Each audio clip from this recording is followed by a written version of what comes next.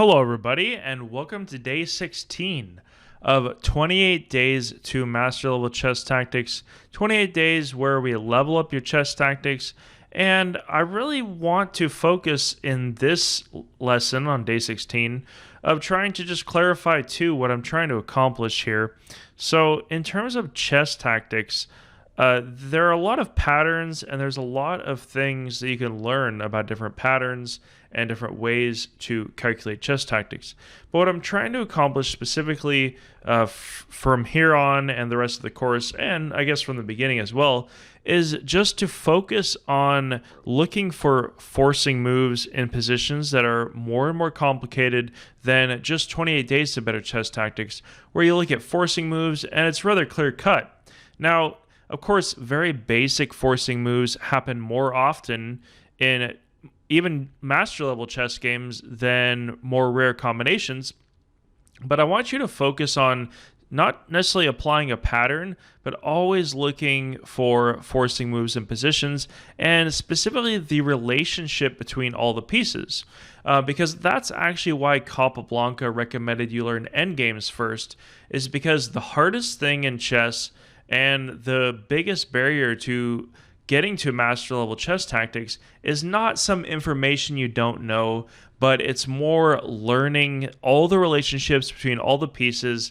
And of course, you'll see that breakdown even for every level. So let's say I'm a 2200 or a 2100 player playing as a 2400 or a grandmaster. Well, of course, they have a deeper level of intuition and understanding of all the relationships between the pieces.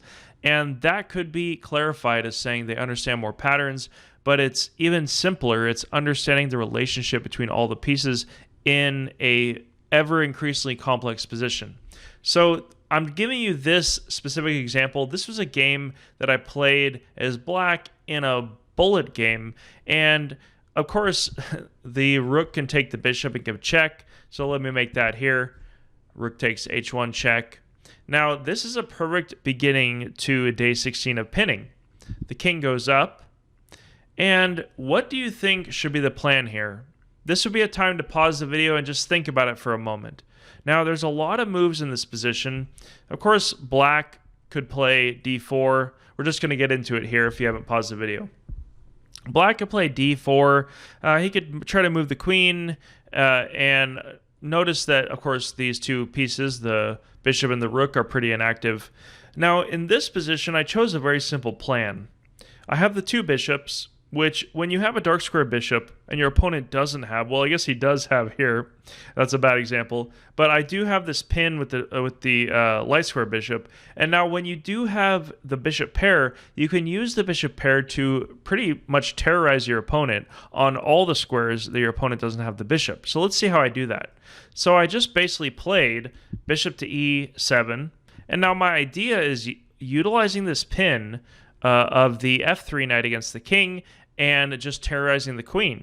Now, of course, he has many ways to defend against that. He could just play queen to g2 and just chase my rook, but I chose just to go ahead with my plan anyway. Now, he wastes a move trying to develop his piece, which is correct theoretically, but in this position, the concrete moves don't work out. Now I play bishop to h4.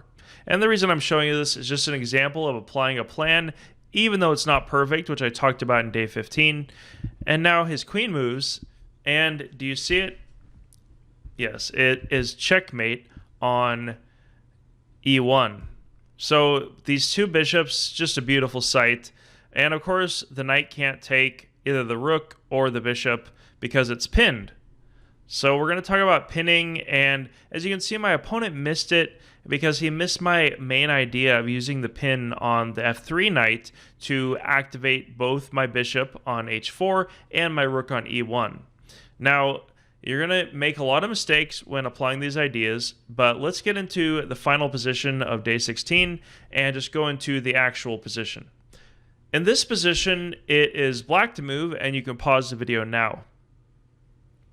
I really, really like this position because it's such a clear example of pins at a high level, and it's not just, pinning a piece and winning it, which is a very common thing that happens.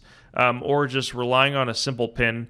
This is more using pins to increase your piece's activity. And that's why I also talk about, as you can see, I had a strategy course where I talk about piece activity and strategy, and then I came out with 28 Days to Better Chess Tactics. Now, the reason for that is because in order to apply piece activity, you have to really think deeply and learn how to apply the relationship between all the pieces, which is actually the much harder thing to do in chess than just learning some strategic pattern or tactical pattern or just overall general information.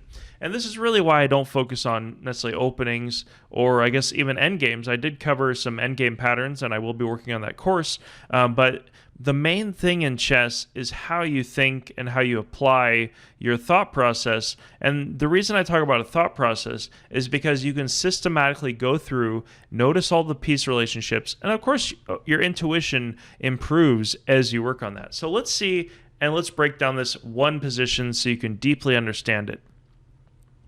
All right, so it looks like white has an extra pawn. It's black to move, but black, it looks like he's attacking, and this white king is a little more vulnerable than the black king, although that can change very quickly. Now, white does have the bishop pair, but black has this rook on the second rank, and it looks like he has some concrete moves that he can make. So obviously look at the checks, like the check here. Sorry, my washer was making some noise. All right, so in this position, you'd look obviously at the checks, and you'd have to notice various pins and which moves you can and can't make.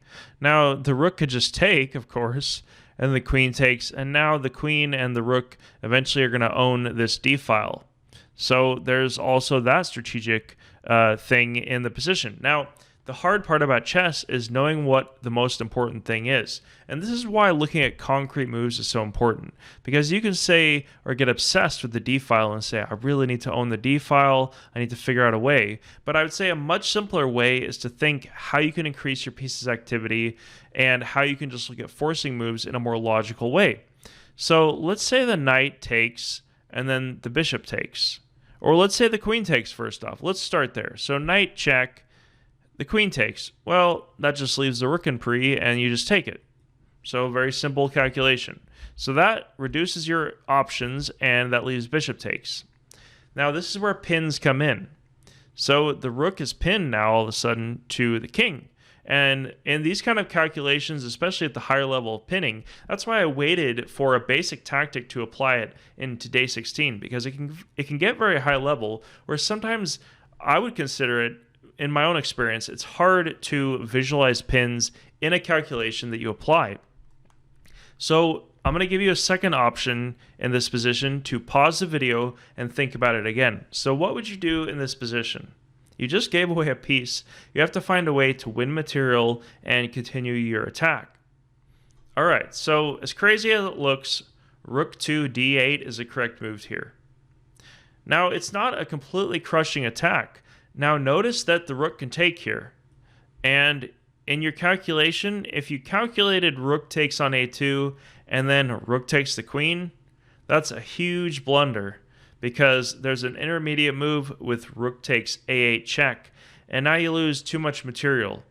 And sometimes players get obsessed with winning a queen that they don't calculate how much material they're actually losing. Now you're going to lose a bishop and your rook, and you're going to be down way too much material in this position. All right, so the rook can take, and then you have to calculate queen takes check. So in this position, he can just bring the bishop back, or even bring here, and then you pin it. You pin the queen, I mean. Let's say he goes here. Well, then you just play, well, I guess you could take queen to b1, but you can also play rook to d2, which I would probably do. All right, so let's say the bishop goes back, and then you just take. Now, this is actually a rather hard position to evaluate, because he does have a rook and a pawn and a bishop against your queen, so it's not so clear-cut, but actually it's a minus 1.6 advantage, and the strategy for black would be to just attack this weak pawn. He'd have two pawns here, although white is going to get some counterplay, because he is threatening a check here. You'd have to play h5 first. But basically, this is a higher level example of a pinning position, and it's in conjunction with a lot of the piece relationships for basic tactics. All right, so let's go back to the beginning of this position. Now, of course, knight to f3 takes, and then you have to see rook to d8, which is a very high level pin. Now, you can see that in this idea, it's very rare. You're very rarely going to have the rook pinned against the king, and then you pin his rook against the queen. Obviously, he can't take because it's pinned against the king. I should have clarified that earlier. But these kind of piece relationships, and this is why tactics get harder and harder as they get more complicated, because you're going to have to stack on top of more basic tactics what you already know. Now, in this course, I am giving a lot of practice in 1 or 2 positions, and I do think that each position, as you can see, has so many basic piece relationships and tactics. It's almost like equal to 5 or 10 positions of a basic tactic. Because in one position, let's go through it actually. In one position, you're doing a check, having to see that there's rook to d8, a pin here, a pin here against the queen, a pin here against the king. You have to see that if the rook takes, then if you take here, he has a sudden intermediate move with check. Like here, instead of queen takes, let's say you have an intermediate move. This would be another tactical puzzle that you could solve. You need to always just look at these forcing moves, and that's why it's so important. I'm just trying to emphasize that, and that the focus on trying to learn too many tactical patterns is rather secondary to focusing on applying piece relationships in tactics and in, more importantly, a thought process. All right, so hopefully this wasn't too much of me talking and going through it. I just wanted to get that clear. It's been on my mind the past couple days, and I've actually been in a slump with my own tactics, just going through master games and solving tactics. And I would say that you'll experience that when you're trying to go through more complicated, higher level ideas. Then you should expect a chess slump, because you're trying to apply something at a higher level, and of course it's much harder, and it does take time for your brain to figure it out. So keep that in mind. I'll see you in day 17. Thanks for watching, and I'll see you in the future. Don't fret if you got the solution wrong. There will be another time.